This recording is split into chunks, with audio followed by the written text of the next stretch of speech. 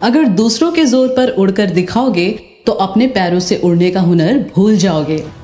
जो लोग film industry से ताल्लुक रखते हैं या फिल्म इंडस्ट्री को नज़दीक से जानते हैं, उनके लिए नेपोटिज्म, गॉडफादर, जी हुजूरी, बटरिंग या चापलूसी जैसे शब्द कोई नए नहीं है। अमूमन लोगों का मानना है कि फिल्म इंडस्ट्री में ग्रो करने वाले ज़्यादातर लोग या तो नेपोटिज्म की देन है या गॉड गिफ्ट के रूप में मिले गॉडफादर की सौगात। इसके अलावा बड़े एक्टर्स, डायरेक्टर्स या प्रोड्यूसर्स की जी हुजूरी भी एक वे है इस इंडस्ट्री में ग्रो करने के लिए। हो सकता है कुछ केसेस में लोगों का ऐसा मानना सही भी हो, लेकिन इसी इंडस्ट्री में कुछ ऐसे भी लोग हैं जो इन सब से विपरीत अपनी एक अलग राह बनाते हैं। वो ना तो नेपोटिज्म की नाव में सवार होते हैं और ना ही गॉडफादर जैसा कोई खवैया उनकी स्ट्रगल की कश्ती को सक्सेस के किनारे तक पहुंचने में उनकी मदद करता है। ऐसे ही एक शख्सियत के बारे में आज हम बात करेंगे जो शुरुआत से ही अपनी बेबाकी और अपनी हाजिर जवाबी के लिए मशहूर था, जिसने न केवल अपने कॉलेज के दिनों के दौरान स्टूडेंट लीडर्स के लिए कैंपेनिंग की, बल्कि वह पाकिस्तान जाकर उन्हीं के मुंह पर उन्हें मुंहतोड़ जवाब दे करके आया। शुरुआती दिनों में जब उनके लिखे पर्चे उन्हीं के मुंह पर फेंकते हुए एक नामी प्रोड्यूसर ने उन्हें ये कहा कि उनमें लेखक बनने का सामर्थ्य नहीं है, तो उन्होंने अपनी कलम के हुनर से एक ऐसी बेहतरीन फिल्म लिखी जिसकी सक्सेस की बदौलत उस दौर के सुपरस्टार रहे राजेश खन्ना ने अपना आशियाना यानी अपना आशीर्वाद बंगला खरीद लिया। ये वही यंग लड़का था जिसने मीना कुमारी के अलमारी में रखे ढेरों फिल्म अवार्ड देखकर अपने लिए एक ख्वाब बुना और शीशे के सामने खड़े होकर प्रण किया कि वो भी मुंबई शहर में कुछ ऐसा काम करेगा जिसके लिए उसे भी ऐसे ही ढेरों फिल्म अवार्ड से नवाजा जाएगा। उसकी कलम की ताकत ने उसके बुने ख्वाबों को हकीकत में बदलने के लिए अहम भूमिका निभाई।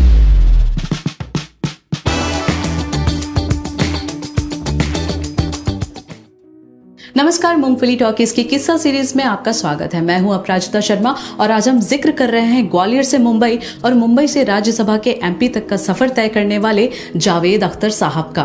Screen play writer, political activist, lyricist और पोइट रहे जावेद साहब का जन्म 17 जनवरी 1945 को ग्वालियर के एक ऐसे परिवार में हुआ जहां उनके वालिद साहब जान निसार अख्तर खुद एक बड़े मकबूल शायर थे और उन्हीं की एक शायरी लम्हा लम्हा किसी जादू का फसाना होगा कि एक लफ्ज से बचपन में उनका नाम जादू रखा गया। लेकिन जब उम्र बढ़ी तो परिवार वालों को ख्याल आया कि जादू एक अच्छा नाम नहीं है, इसलिए इस नाम को बदलकर जावेद कर दिया गया।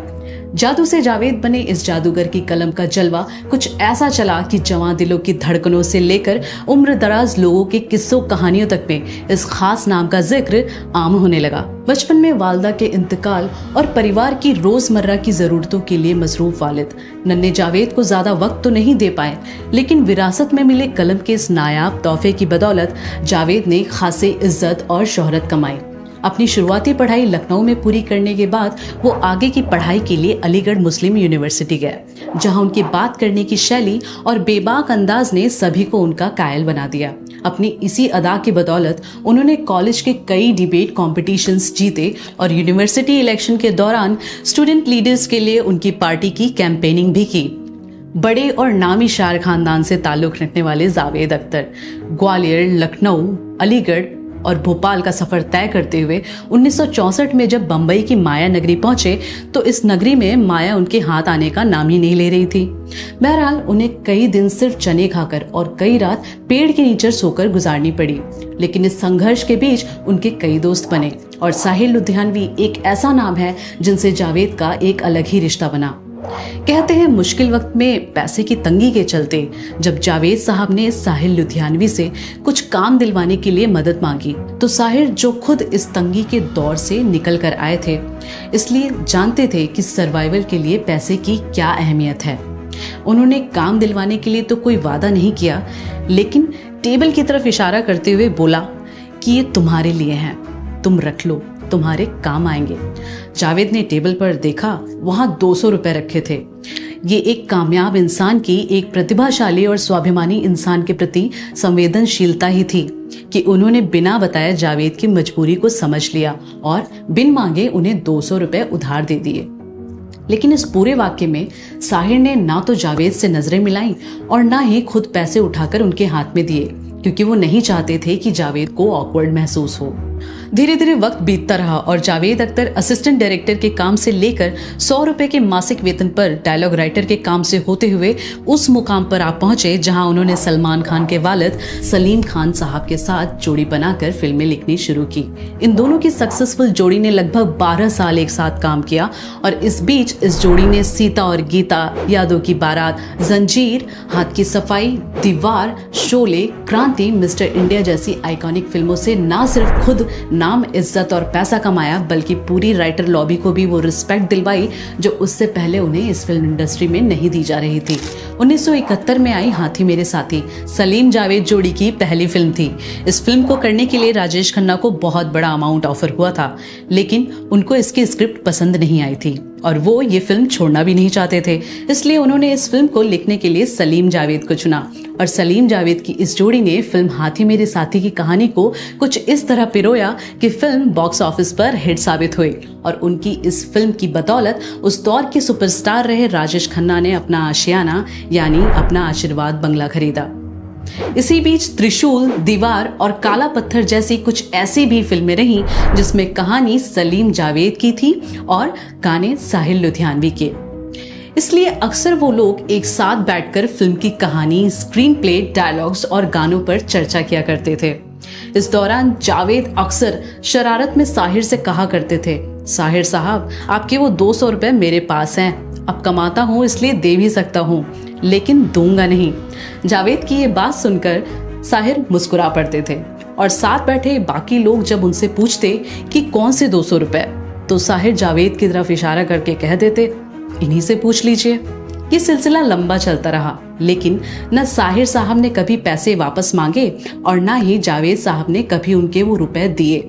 लेकिन शायद नियति जो किसी का कैसा भी उधार बाकी नहीं रख पाती, इसलिए समय के चक्र ने पहले से ही इस उधारी को चुकता करने के लिए एक अलग रास्ता बना रखा था, जिससे जावेद, साहिर और बाकी सब भी अनजान थे। 25 अक्टूबर 1980 की देर शाम जावेद साहब के पास एक कॉल आया, जिससे उन्हें खबर मिली कि साहिर लुधियानवी नहीं रहे। जावेद जब उनके घर पहुंचे तो देखा उर्दू शायरी का सबसे करिश्माई सितारा एक सफेद चादर में लिपटा हुआ था। वहां उनकी दोनों बहनों के अलावा B.R. चोपड़ा समेत फिल्म इंडस्ट्री के तमाम लोग मौजूद थे। वो वक्त बहुत गमगीन था।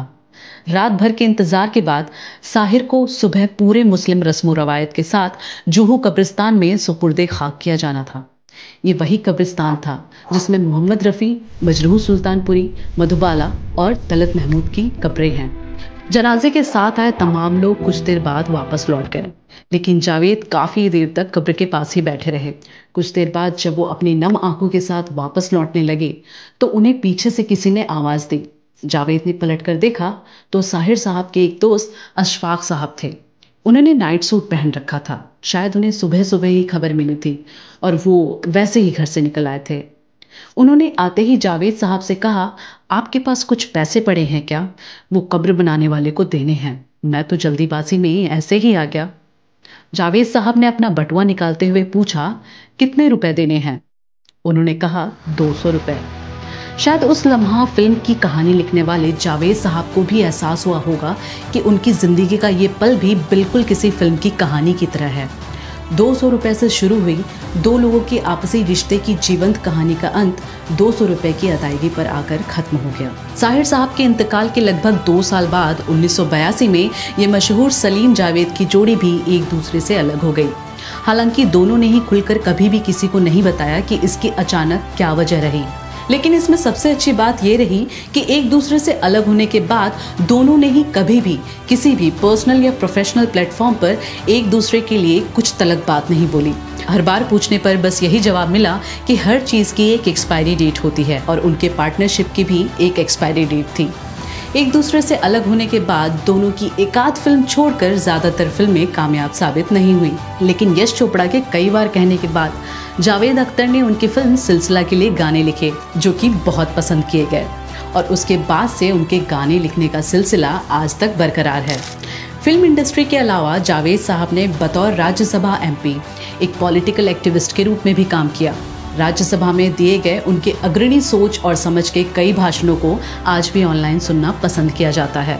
हमें ये कहते हुए गर्व महसूस होता है कि जावेद अख्तर उन चुनिंदा लोगों में से हैं जिन्होंने सिनेमा जगत में ब्लैक एंड वाइट से लेकर OTT तक के लंबे और रंगीन सफ़र को जिया है।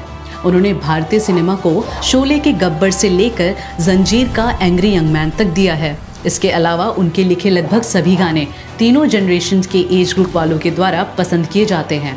जब भी भारतीय सिनेमा के बेहतरीन दौर का जिक्र किया जाएगा तो उसमें जावेद अख्तर साहब का नाम ज़रूर शामिल होगा। आज के एपिसोड में इतना ही।